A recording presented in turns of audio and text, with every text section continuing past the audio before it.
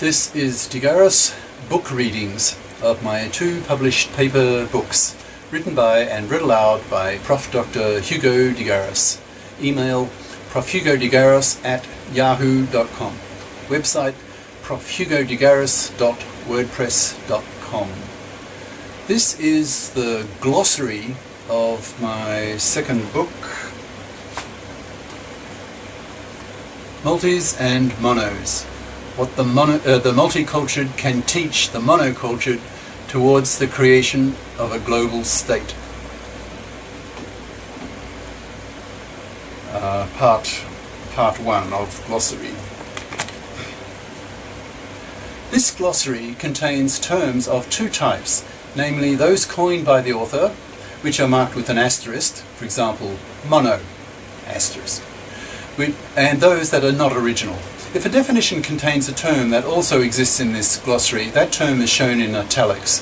Not that that's ad-libbing, not that that's particularly relevant, given that I'm now talking. You'd have to read the text, which you can find on my website. Just click on the tab Books Written. Many of the definitions are little essays in their own right, so this glossary may be treated as a summary of the main ideas of the book.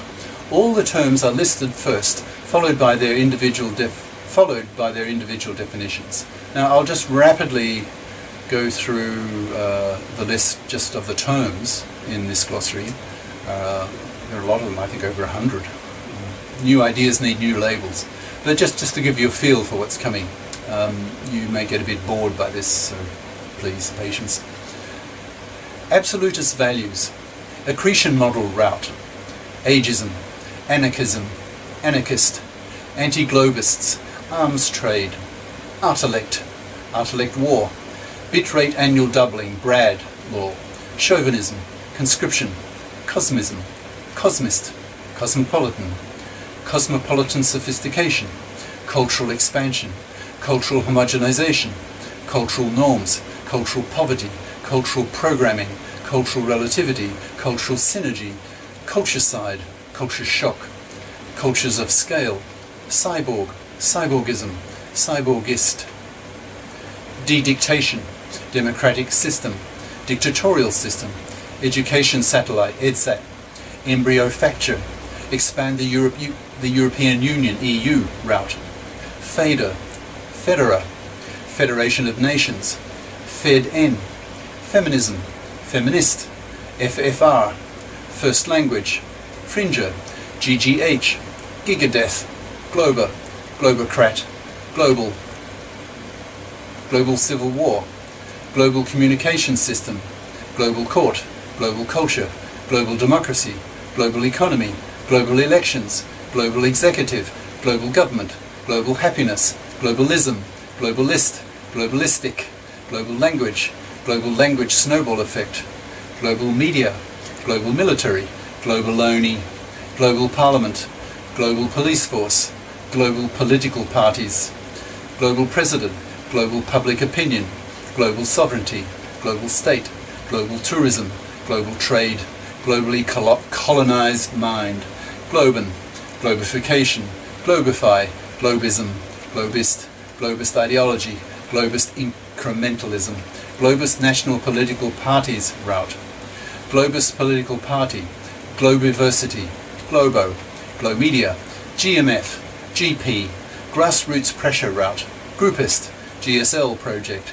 Happiness Raising, Hybrid Approaches route, Ideacide, Ideological Barriers, Lao Gai, Life Policy, Linguistic Barriers, Masculism, Masculist, Merge the Continental Unions route, Merge the Economic Blocs route, MGP, Mini Glober, Mono, Monoculture, Monocultured, Monocultured Ignorance, Monocultured Media, Monomentalities, Monos are boring, Mother Tongue, MU, Mediterranean Union, Multicultured, Multi-disdain, Multi-d, Multification, Multify, Multilingual, Multi-mono confrontation, Multinational decision route, Nanofacture, Nanot, Nanotechnology, Nationalist barriers, Nationalist privilege, Nationalists, National sovereignty, Nation-state system, Pica, Picarism, Picarist, Planetary Independence Wars, PNPU,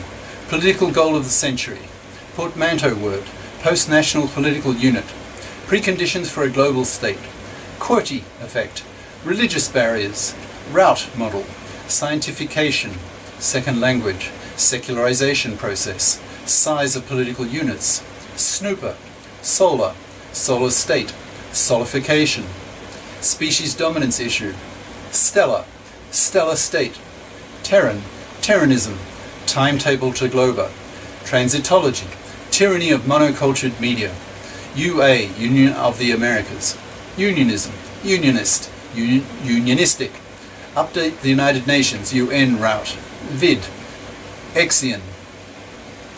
Okay, now the actual definitions.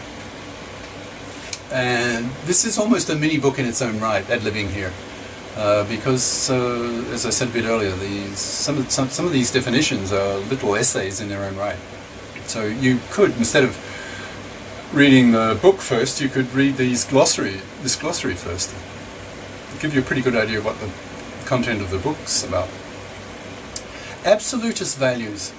Absolutist values are values that are not questioned, usually unconscious, lying too deeply in a person's psyche to be examined.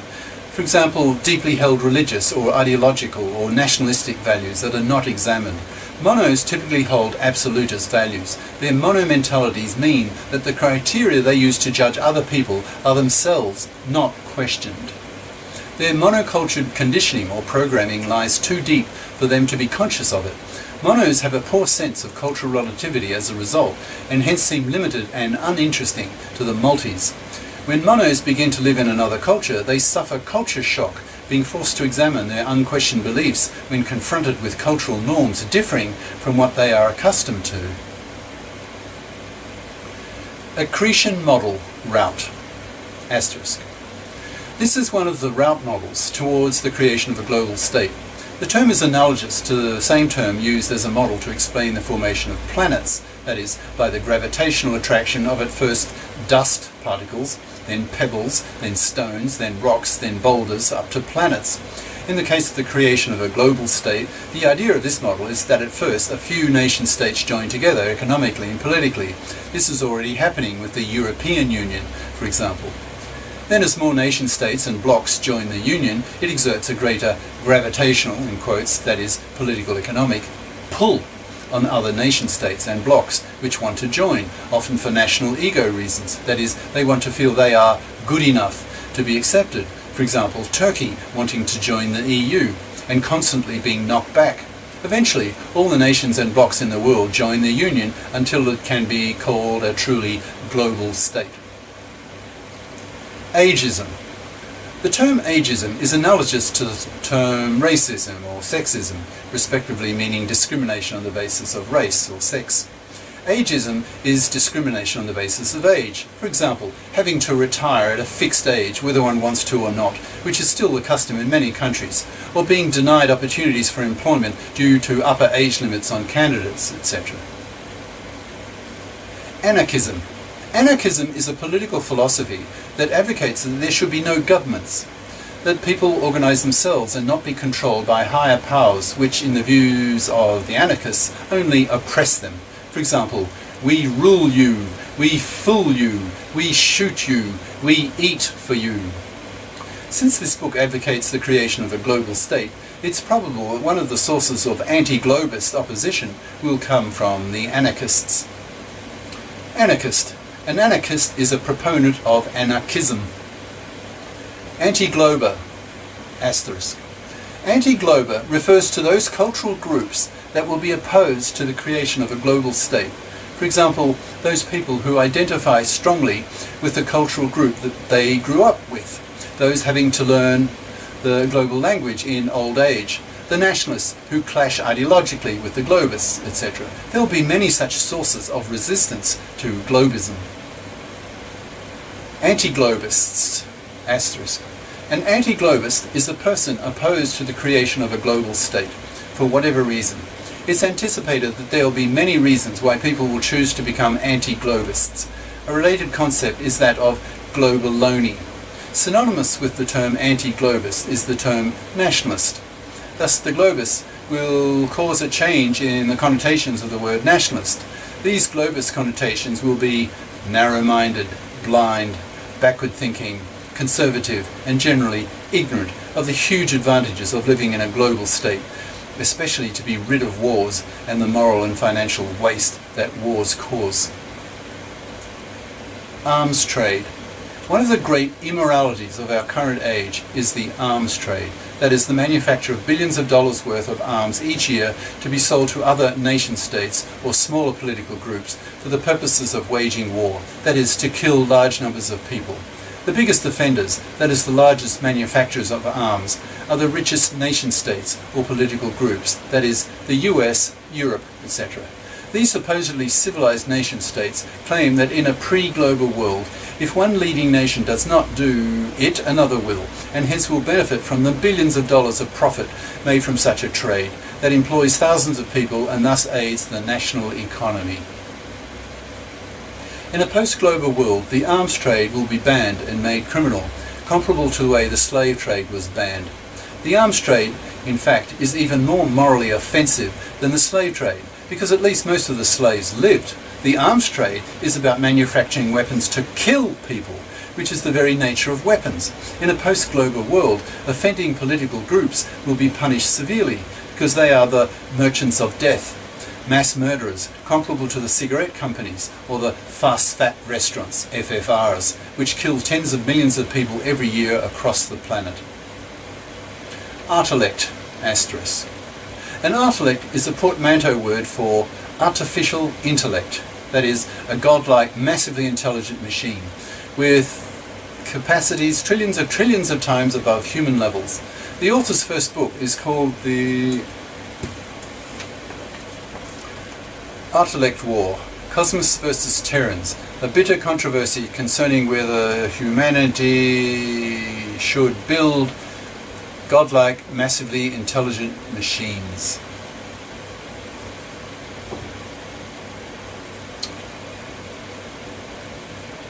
Which predicts a major war occurring late in the 21st century over the issue whether humanity should build artellects or not. It's likely that this issue will dominate the global politics of this century. Given that the formation of Globa and the rise of the artellect will occur at about the same time, it's likely that a global state will have to deal with the species dominance issue. At a global level, one of the major challenges for Globa will be the artellect.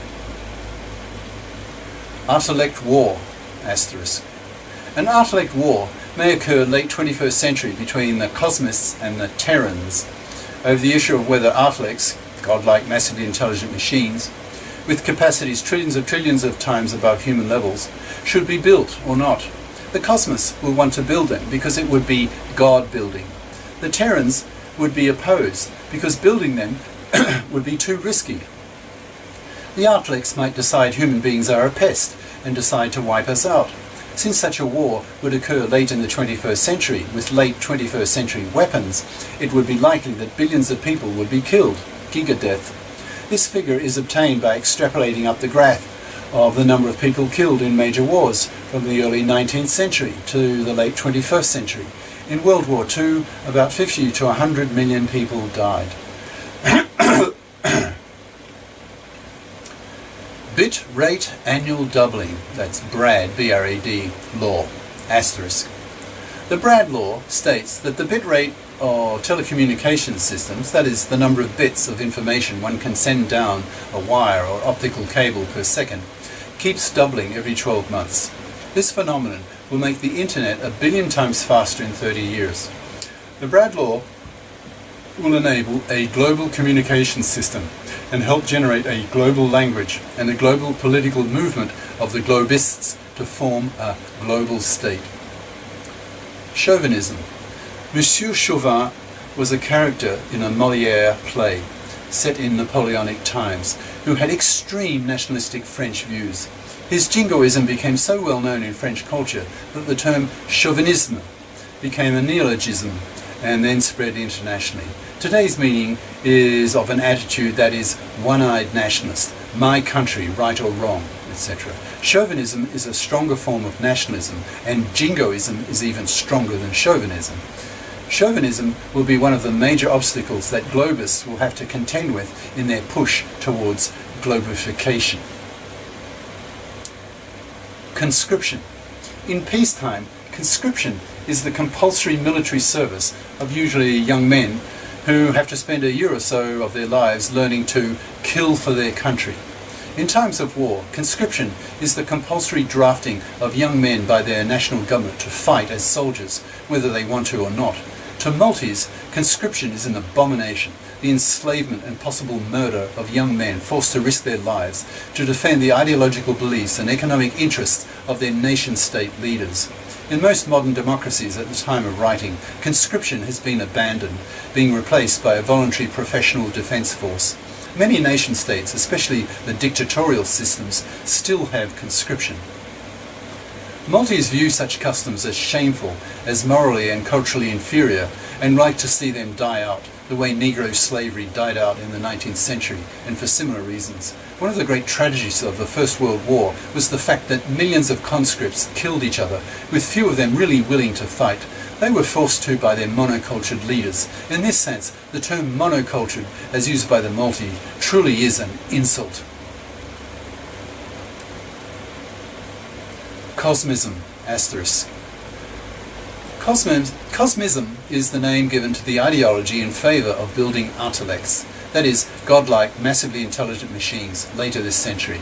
Opposed to the cosmists will be the Terrans, with their ideology of Terranism, which opposes the building of intellects. The cosmists will want to build intellects because it would be like building gods, and the Terrans will not want to build them because doing so would be too risky. The intellects might decide that human beings are a pest and wipe us out. So as not to take that risk, intellects should never be built. The Terran ideology clashes with the cosmist ideology and may lead to a major war late 21st century, killing billions of people, gigadeath, with late 21st century weapons. Cosmist, asterisk. A cosmist is a proponent of the ideology of cosmism, see above. Cosmopolitan. A cosmopolitan is a person with cosmopolitan sophistication. A multi, a person who has lived in several world-leading cultures and has thus acquired a multicultured outlook on life. A cosmopolitan and a multi are two terms which are more or less synonymous. Cosmopolitan sophistication, asterisk. This term refers to the mentality acquired by multis who have lived in several cultures, absorbing the cultural fruits of some of the world's leading cultures. For example, imagine a young New Yorker with a sense of adventure and a curious mind who takes himself off to live in Paris for several years, and then Berlin, London, Tokyo, Beijing. Such a person will become hugely culturally richer than his monocultured, stay-at-home friends. He will acquire a strong sense of cultural relativity. He'll be able to compare and rank the values of different cultures and be conscious of their respective weaknesses and inferiorities. He'll be able to view aspects of his first culture in ways that his monocultured friends are blind to. He will have become a sophisticated cosmopolitan, that is, a multi. In our global economy, a large and growing number of business people are becoming multis, spending a sizable fraction of their lives sitting in airplanes and living the cosmopolitan life. Such people think differently from their mono acquaintances. Cultural expansion, asterisk. Cultural expansion refers to the greater cultural richness globans experience by being members of a global culture. As soon as a good idea or cultural product is invented anywhere in the world, it's transmitted to the whole planet, so that anyone in the world can absorb it. Individuals are enriched by being globans, speaking the global language.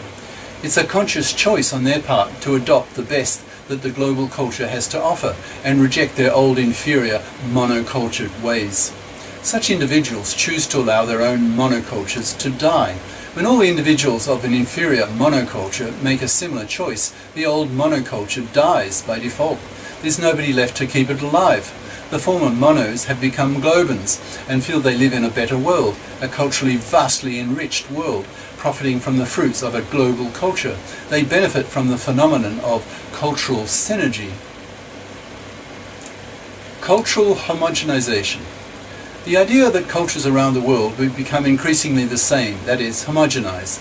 There are powerful forces this century pushing towards global cultural homogenization. For example, a global media, a global language, a global economy, greater wealth, global tourism, bigger tourist jets, etc. As people travel more and watch the media from a greater number of countries, their cultural attitudes become more similar across the planet. Global cultural homogenization is seen in this book as a strong prerequisite for the creation of a global state. Otherwise, if cultures remain distinct as they are at the time of writing, trying to create a global state will be as hopeless as when Bolivar tried to create a politically unified South America in the days before the railroad. As Bolivar said famously, like ploughing the sea. Cultural norms. Each culture has its norms, its customs, its normal ways of doing things, its expectations and its taboos. For example, in Western countries, it's okay to blow one's nose in public, but constant sniffling is considered to be annoying. For God's sake, blow your nose. Whereas in Japan, it's just the reverse. For Maltese, especially Maltese who have lived in many cultures, cultural norms seem more and more arbitrary and hence more questionable. Such questioning on the part of the Maltese may be annoying to the Monos, which is one of the reasons why Maltese prefer the company of other Maltese, since at least the other Maltese understand the concept of cultural relativity. Maltese have lived in other cultures and have much weaker absolutist values. They question more.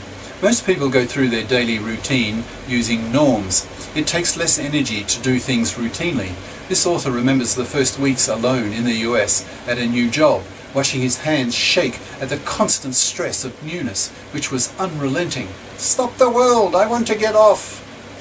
Thus, norms serve a useful purpose, but it can also be very limiting and can hurt monos due to their monocultured ignorance. Cultural poverty. Some countries are financially poorer than others. Some countries are culturally poorer than others. They suffer from a relative cultural poverty. For example, a country with a small population generates very few cultural products and mostly imports them from larger, culturally richer countries. For example, Australia is largely culturally colonized by the UK and the US. It generates almost no cultural products of its own that are worth exporting. China is mixed in this respect. It's culturally poorer than it could be due to its governmental censorship of certain ideas from the West, but is culturally rich given its 5,000-year history and its large population, which over the centuries has generated large literature and extensive cultural diversity. Relative to what a global media could offer, all nation-states at the present time live in relative cultural poverty. In a post-global era, we will all be hugely culturally richer. Cultural programming. Until one becomes a multi, it's normal for monos to be unconscious of the extent to which they are culturally programmed or conditioned. The sociologists talk about the process of socialization, that is, how a baby learns to become a member of his monoculture, by absorbing the culture's language, values, customs, habits, etc. Even the way one smiles, walks, laughs, etc. is culturally conditioned. So too is one's religion, one's life goals, one's life expectancy, etc. To become suddenly conscious of one's monocultured programming is usually to suffer culture shock, as one is forced to confront the brute fact that you are a product of your culture. For many people, this sense of disorientation or alienation is so strong that they rush back to their home sweet home monoculture and remain happily asleep in their mono existence. Cultural relativity. Cultural relativity means that a person is capable of seeing that some local custom is just that, local. That is, that there are other customs regarding ways of doing things or attitudes towards some issue. Once you've lived in more than one culture, it changes you. You begin to have a cultural basis for comparison. You can compare one culture's set of customs with another set from another culture. If you have lived in several cultures, you can do this more readily. Inevitably, you start making comparisons and begin ranking customs and cultures. One of the major philosophical points of the Maltese is that the monocultured can learn from superior customs of other cultures, thus improving the quality of their lives. This idea is one of the major themes of this book. Cultural synergy, asterisk. Cultural synergy arises when a larger number of people interact culturally due to them learning the global language and having easy access to the global media. For example, imagine a monoculture of 100 million people. It produces, let us say, 100 cultural products of genius each year. Now imagine that two such cultures of equal size start speaking the world language and begin to interact with each other culturally, intellectually, scientifically, commercially, socially, artistically, etc. Due to the interaction, the total number of products of genius generated by these two cultures together will be more than 200. That is the sum of 100 and 100. Generalizing this argument to the whole planet creates a huge increase in cultural synergy compared with the total GGP, global genius product, of a world divided into monocultures. Culturecide, asterisk. Culturecide is the killing off of a culture, analogous to the term genocide, the killing off of a people. As the world culturally homogenizes, less interesting, less dynamic, less creative cultures will lose out in the competition with the cultural products of other cultures and die out. This will happen to most cultures on the planet. Cultural anthropologists estimate that at the time of writing there are roughly 5,000 to 10,000 cultures on the planet, each having invented its own values, its own gods, its own language, etc. Nearly all of them will not be able to compete with the world's large cultures, especially when the children of these cultures see for themselves the superiority of the cultural products of the larger cultures and then absorb them, neglecting or rejecting most of their own culture's products as inferior or backward. By this process, thousands of languages and cultural identities will be wiped out. Such is the price of global cultural homogenization. However, offsetting this loss will be the gain of cultural expansion. Culture shock. Culture shock is the shock felt when a person moves to another culture. For example, imagine a young postgraduate student from the Bible Belt of the US who goes to England as a PhD student. He suddenly finds himself surrounded, for the most part, by people who look upon religions as superstitions, England being one of the most secular nations on the planet. He's ridiculed for his beliefs and feels very uncomfortable. His core beliefs are being challenged, making him feel alienated, unsupported, and deeply disturbed. Either he returns to his hometown to be surrounded by people sharing the same beliefs he was taught as a child, or he is changed, becoming more critical of his former monocultured attitudes. If someone moves from a richer country to a poorer one, that person may become impatient with the dirt and the poverty of the poorer country, the lack of efficiency, etc. Culture shock often makes people feel that they do not belong to the culture they are in and want to return home to where they belong, to their roots. These are powerful psychological and sociological forces. I think I'll stop here. I'm running out of memory. So next topic will be cultures of scale. Ciao.